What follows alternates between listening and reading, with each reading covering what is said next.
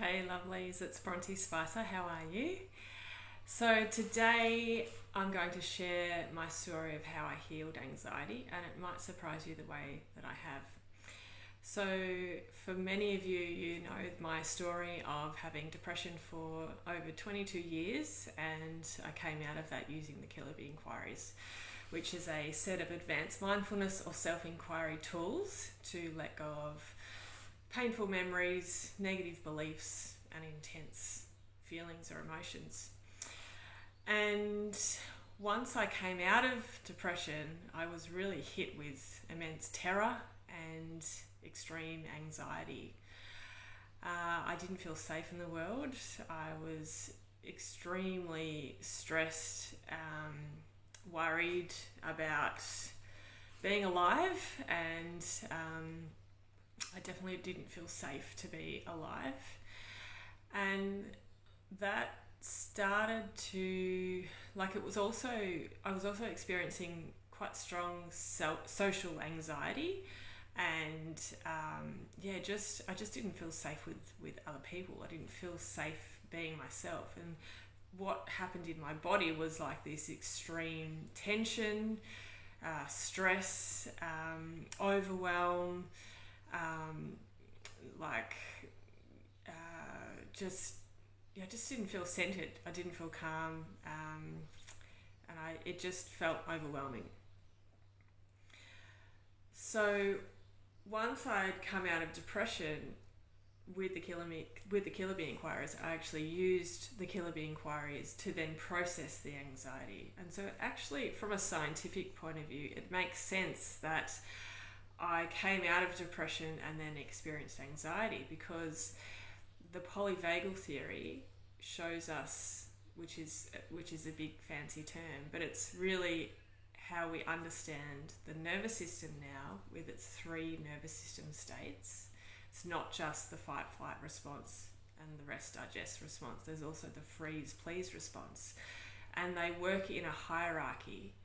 So if you can think about the first stage that I was in was that freeze please response, and an extreme level of freeze please is when you experience depression.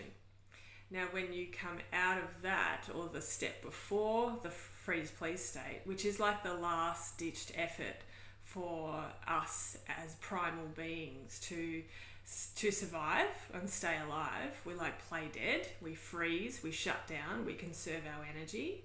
The step before that is the fight-flight response.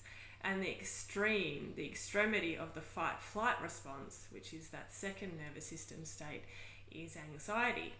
So when you come out of that sleepiness and that lethargy and that retreating and shutting down, you move through into the fight-flight response on a long-term basis. So it makes sense that I experienced quite high anxiety after I came out of that depressed state. And then over long term, using these tools, I continued and have stabilized more so in the rest digest state, which is that natural state, our calm state. We're in that window of tolerance where we can be curious, we can observe things without getting pulled into it. Now, that's not to say that I don't experience anxiety, or I'm not saying that I don't have anxious moments, like even just getting on a camera or speaking in front of people or talking about tricky subjects. I experience anxiety in my body, but it's fleeting, it's not so constant, and I wouldn't call it like anxiety as a mental illness or depression. It's just kind of in and out. And that is a part of being human, right? We have a full spectrum of emotions, and feeling anxious is one of those emotions, so it's okay. And it's also okay to be experiencing depression and anxiety as a mental illness as well. It's really just accepting and allowing ourselves to be in that space wherever we're at on that journey.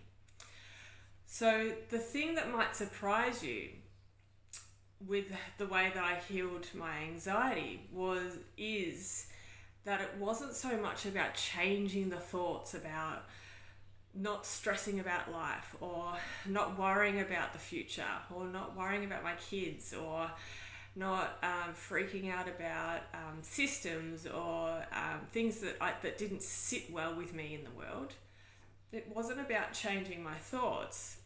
What actually healed my anxiety was staying connected with the physical sensations in my body and opening up the space for these sensations to be there, so they had more space to move and express themselves and dance. And in that process of expression and movement in the body, those sensations dissolved, diffused, and just released. So generally when we're anxious, we feel the tension, and if we feel the tension, we want to block our attention. We want to block out that tension. We want to, if you're experiencing anxiety and someone might say to you, well, how does that feel in your body? You might really not enjoy that. Maybe that's so uncomfortable that you just can't stand being in with the physical sensations in your body, like the tightness of your chest, or the contraction or constriction in your throat, or the squirminess in your tummy. And so in that process of rejecting those sensations, what you're actually doing is making that anxiety worse and more exacerbated, because these feelings are a threat, just as you might feel threatened by the things in your life, like whether it's the people in your life, the systems in your life, the world at large, the things that are, that you perceive to be going wrong. So what I did was, the more that I actually said yes and said thank you for arising to those sensations, to that contraction, and to literally opening up the space for these sensations to be here and to move through, the less resistance there was, and the more the sensations just released really quickly. So I would have social anxiety before dropping the kids off at school, and I'd be like, oh, what if I see that person, and what am I going to say if they talk to me, and I could feel that tension in my body.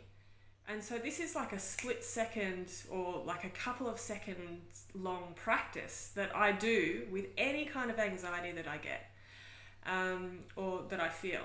And so it is this process of, first of all, finding where the sensation is in my body. Then I find the size of it.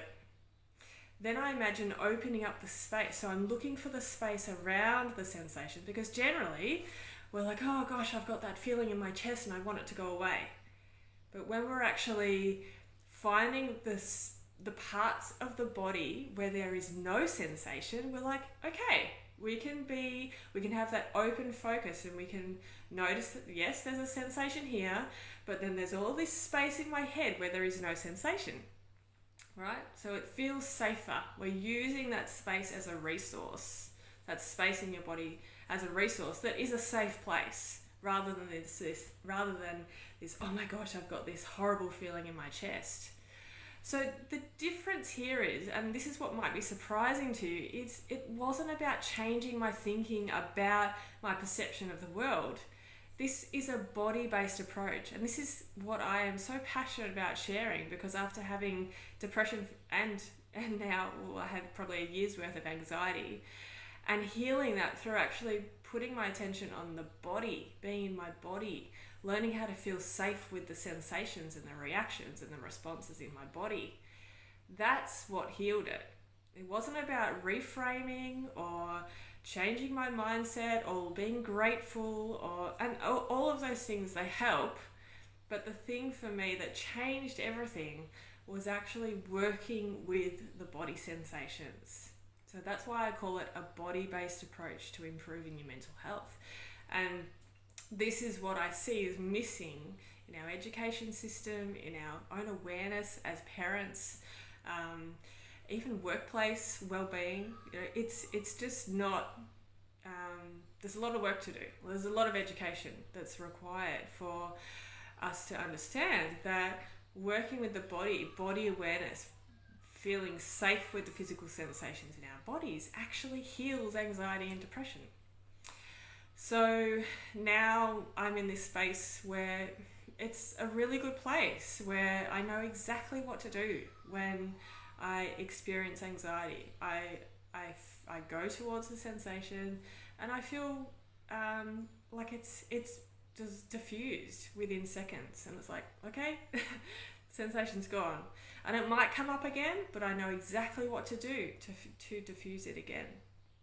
So if this is sparking something in you, if you're looking for something different, a new way, and if you're interested in trying a body-based approach, then feel free to DM me, and I can set up a time with you and we can chat about what it would look like for you to try a body-based approach to improving your mental health, whether that is you're experiencing depression, anxiety, or just general overwhelm.